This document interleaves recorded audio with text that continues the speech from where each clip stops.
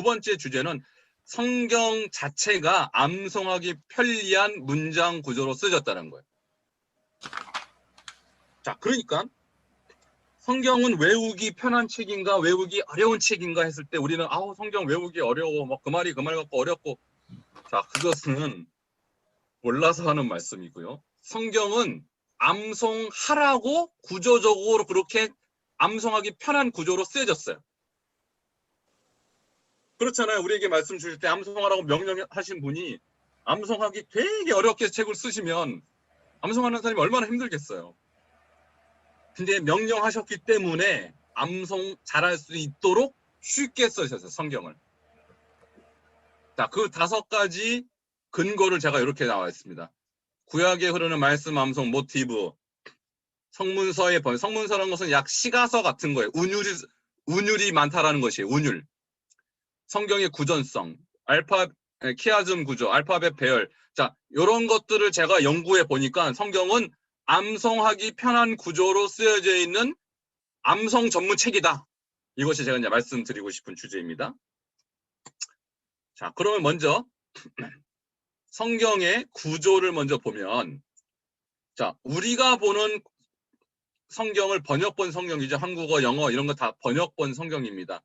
이 성경의 구조를 보면 크게 구약 성경을 말합니다. 율법서, 역사서, 시가서, 예언서 이렇게 4구조로 되어 있죠. 여러분 아실 거예요.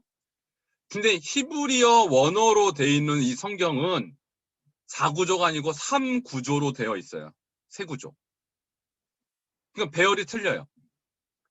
다시 말하면 율법서는 모세오경을 말하는데 똑같아요. 이것은 똑같이 율법서가 오경으로 되어 있고요. 두 번째, 역사서와 시가서와 예언서가 다 합해서 우리가 39권이잖아요. 근데 구약은 이 히브리 원어로 되어 있는 유대인이 보는 성경은 총 24권입니다. 배열이 틀리겠죠, 그러니까 당연히. 그럼 어떻게 히브리어 유대인이 보는 히브리어 성경은 3구조로 되냐면 율법서는 똑같이 모세오경이고요. 선지서와 성문서 이렇게 3부분으로 나눠져 있어요. 자, 그런데 24권 중에 성문서는 시가서 같은 거예요. 시가서. 무려 12권, 절반 이상이 성문서입니다. 자, 무엇을 말하냐면 성문서는 운율이 있어요. 운율.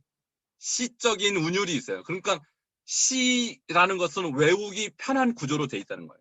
그래서 우리도 옛날에 시를 배울 때 무슨 시조 3, 4, 3, 4 이렇게 나눠지잖아요. 운율이 있잖아요. 그러니까 성경의 절반 이상이 그렇게 운율성이 강한 성문서로 구성되어 있다는 것입니다. 근데 이제 성문서의 범위를 보면 우리가 알고 있는 시가서와는 달라요. 12권이 어떻게 되냐? 자, 당연히 시편이 있고요. 욥기, 잠언, 룻기, 아가. 이것은 우리가 갖고 있는 성경의 시가서와 똑같아요. 전도서까지. 룻기는 원래는 역사서로 돼 있죠. 자, 예레미야, 에가, 에스더, 다니엘, 에스라, 느헤미야, 역대기. 자, 선지서와 우리가 역사서로 분류되어 있는 것이 유대인들이 보는 히브리 원문 성경에는 다 시적인 책으로 그렇게 구성되어 있어요. 다시 말하면 다니엘서도 그냥 선지서가 아니라 마치 노래하듯이 쓰여져 있다는 거예요. 노래 가사처럼. 그리고 역대기나 느헤미야 같은 것도 무슨 역사를 기술한 것이 아니고 운율이 있는 가사처럼 돼 있다는 거예요. 그러니까 유대인들은 이것을 읽을 때 노래하듯이 읽습니다. 노래하듯이. 이것은 뭘 말하냐? 구약 성경의 많은 부분들이 음율이 있고 노래의 가사로 쓰여졌다는 것을 말하는 것입니다. 자, 그 다음에 성경의 구전적 특성 보면 출애굽기 15장에 보면 모세의 노래가 나오고요. 사사기 5장에 보면 드보라의 노래. 노래로 쓰여져 있는 글들이 많아요. 이것뿐만 아니라 이 노래라는 것은 가사입니다. 그죠? 시죠. 근데 성경에 이런 역사서에 왜 이런 노래들이 많이 들어있을까? 자, 요것을 연구한 마빈 윌슨이라는 학자가 성경에 이러한 시적인 표현이 많이 등장하는 이유는 구전적 요인 때문에 분석된다 이렇게 나왔어요. 그러니까 모세 노래는 모세가 만든 게 아니고요. 출애굽기 때 모세가 막 생각나서 쓴 게 아니고 그 전부터 이런 노래들이 막 이 역사를 통해서 흘러내려왔다라는 거예요. 드보라의 노래도 마찬가지예요. 이런 노래들은 구전돼서 사람들의 입에서 계속 불려져 왔다라는 거예요. 노래처럼. 근데 창세기도 그런 게 나오고요. 출애굽기, 레위기, 민수기에도 다 그렇게 많은 사람 노래하듯이 그런 글들이 많이 기록되어 있습니다. 이것은 다 성경은 음악 가사와 같은 구전적 특성이 강하다라는 것을 말하는 것입니다. 자, 그 다음에 성경 키아즘 구조라는 것이 있는데 뭐냐면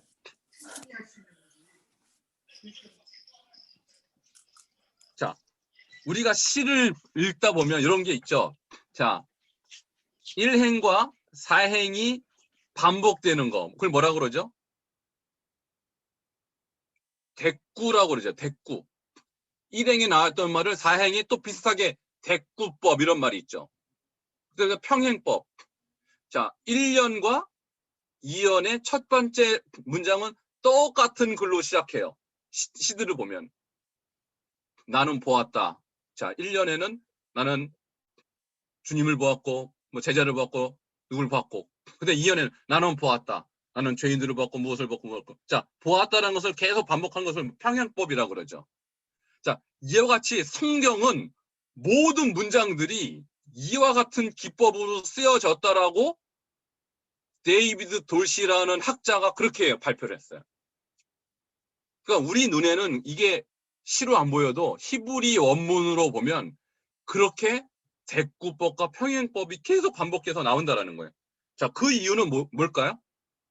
기억을 용이하게 하기 위해서. 잘 외우라고. 쉽게 외우라고. 그래서 1년과 2년에 나는 보았다는 굳이 외울 필요가 없어요. 반복되니까. 그렇잖아요. 그러니까 성경의 많은 부분들이 이런 문장들이 대꾸법과 평행법으로 기록이 되었다. 이것을 키아즘이라고 그래요. 키아즘이라는 말이 대꾸라는 뜻이에요. 대꾸. 자, 이거 역시 권혁순 교수가 이렇게 썼어요. 고대 이스라엘 사회에서 대부분의 교육은 구전에 의해 이루어졌기 때문에 히브리어 문장은 일반적으로 암기하기에 편리한 구조를 갖고 있다는 거예요. 빨리 듣고 빨리 외우라고 히브리 문장 전체가 암송에 편리한 반복 구조로 쓰여졌다는 것입니다. 여러분 이해되십니까? 자, 내 성경에는 그렇게 안 되어 있는데요. 아, 여러분 지금부터는 관심을 갖고 보시기 바랍니다. 의외로 반복을 많이 해놨어요. 그래서 이 자유주의 신학자, 서양 신학자들은 성경을 아주 체계 없는 글이라고 폄하합니다. 자꾸 뭐 이상하게 반복되니까. 근데 구약 성경을 제대로 이해하는 사람들은 하나님이 의도적으로 우리에게 빨리 암송시키려고 반복할 수 있도록 평행법과 대꾸법으로 키아즘으로 성경을 의도적으로 이렇게 쓰셨다. 이렇게 이해를 합니다.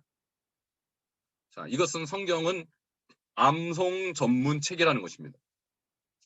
그냥 읽고 말하라는 것이 아니라 암송하라는 책이에요.